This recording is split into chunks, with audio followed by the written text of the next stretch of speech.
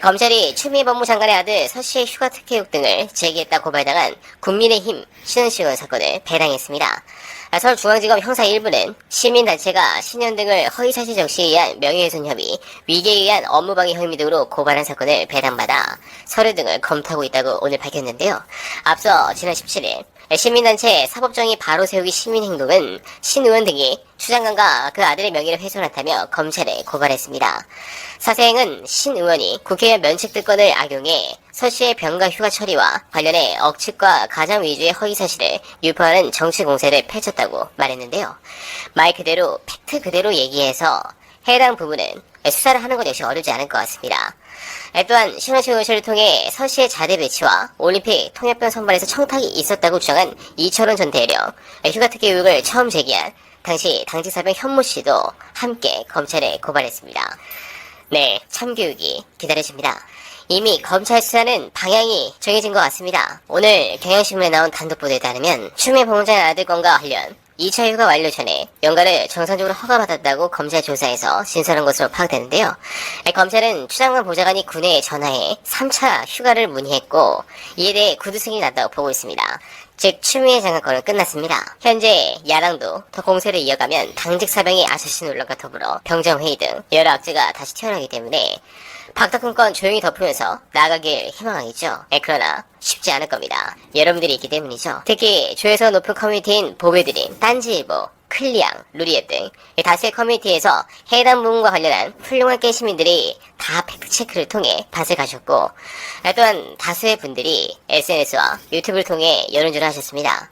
만약 그대로 가만히 우리가 보고만 있었다면 이거 통했습니다. 결국 지지층이 앞장서서 나와 먼저 싸워주시니 또 이렇게 되었는데요. 이 적폐 입장에서는 정말 힘들 겁니다. 민주정 지지층이 열정적인데 현명하고 스마트합니다. 정예병이죠.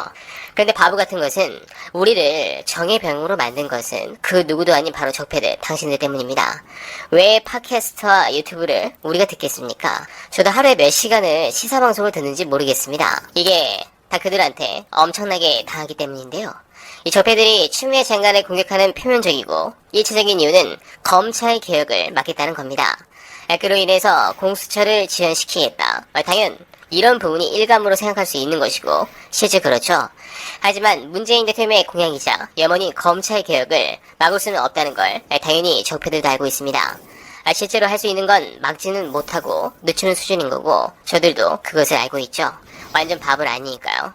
하지만 검찰 개혁을 조금 늦추겠다고 너무 명백한 허위를 가지고 몇 개월씩 물어뜯고 역사상 있을 수 없는 허위 뉴스를 수개월간 도배하면서 가짜 뉴스를 퍼뜨린 이유는 뭘까 생각해봤습니다. 답은 역시 미래 권력입니다. 그리고 대권에 있었습니다. 그들이 공격한 대상은 문재인 대통령을 연상하게 하는 조국 전 장관, 그리고 역대 여성 중 최고라고 할 수 있는 정치적 커리어를 가진 추미애 장관입니다. 즉 차기 혹은 이 차차기 유력 대선 후보가 될 수 있는 인물입니다. 그리고 그 방식은 저열한 방식이죠. 가짜뉴스로 여론을 선동해서 여론에 의해서 공격하게 하는 방식입니다. 결국 그 부분 때문에 특검까지 가서 김경수 씨라는 훌륭한 분이 큰 상처를 입었죠. 쉽게 볼 수 없는 부분인데요. 이 개인적인 판단으로 정말 아쉬운 것은 조국 전 장관님은 특별한 명예회복 조치가 이루어지지 않는 이상 더 이상 정치에 미련을 두시지 않을 것 같습니다. 누구에게나 존경받던 삶이 윤짜장 한 명한테 다 무너졌고 본인뿐만 아니라 모든 가족이 엄청나게 고생을 했죠. 그 누가 정치를 하고 싶겠습니까? 무엇보다 가짜뉴스에 휩쓸린 대중이 가해자가 돼버린 꼴이기에 지지층을 제외한 사람 같지 않은 이 묻지마 새누리 35%에 대한 실망감 역시 엄청나게 크실 것이라 생각합니다. 물론 같은 편이라고 생각한 이들의 배신도 그 상처를 더욱 크게 느껴질 것이라 봅니다. 비슷한 부분으로 곧 복귀를 하실 유시민 이사님도 처음에는 본인의 정치의 뜻은 많아서 다양한 시도를 하셨지만 내 공격으로 인해서 중앙정치를 포기하셨죠. 결국 정치 비평으로 우리 정부에 큰 힘을 주셨지만 내부와 주위 사람들의 심각한 공격으로 정치 노변까지 그만두셨죠. 그런 부분에서 너무 아쉽지만 조국 전 장관님도 다시금 국민의 손에 의해 운명처럼 정치를 하게 되면 좋겠습니다. 그게 운명이라면 말이죠. 그만큼 이제 정치에서 멀어진 것은 사실인데 그 부분을 유력 정치인이자 잠룡인 추미애 장관까지 확장한 것은 분명 적폐들의 실수입니다. 아직 끝나지 않았습니다. 조중동은 여기서 확실히 추미애라는 잠룡을 끝내고 싶어 합니다. 즉 차기 서울시장 후보에 가장 유력하고 차기 혹은 차차기 대권까지 노려볼 만한 가장 유력한 인물의 정책 미래를 없애기 위한 작업이 분명합니다. 이러한 명백한 허위 사실로 공격을 하면 그 공격하는 책의 손실 또한 크게 고려해야 하는데 그 손실을 감안해서라도 남는 장사라고 수익기를 꺼냈다는 것이 제 생각입니다.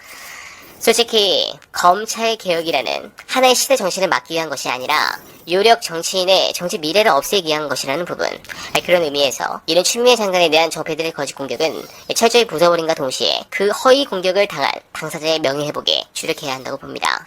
가장 좋은 것은 되지도 않을 멍청한 공격으로 인해서 추미애 장관의 정책 여인이 커지는 결과가 되는 것이 가장 좋은 결과가 아닐까 생각합니다. 아직은 차기 대선에서 지지율이 낮습니다. 추 장관의 경우는 말이죠. 그러나 오늘 공천법 관련 틀이 잡히고 24일 본회의에 상정하여 만약 생각보다 빠른 시간 안으로 공천을 출범하여 윤석열 총장에 대한 수사가 시작된다면 그때는 사퇴하지 않을 수 없겠죠. 솔직히 공소시효 전까지는 버텨야 하는 윤 총장 입장에서 그 전에 소환 조사를 받는다면 치명적입니다. 그렇게 된다면 내년 초 검사 정기 인사와 맞물려 다시 한번 큰 사이다를 줄 추미애 장관에 대한 지지도는 완전히 달라질 수 있으리라 생각됩니다.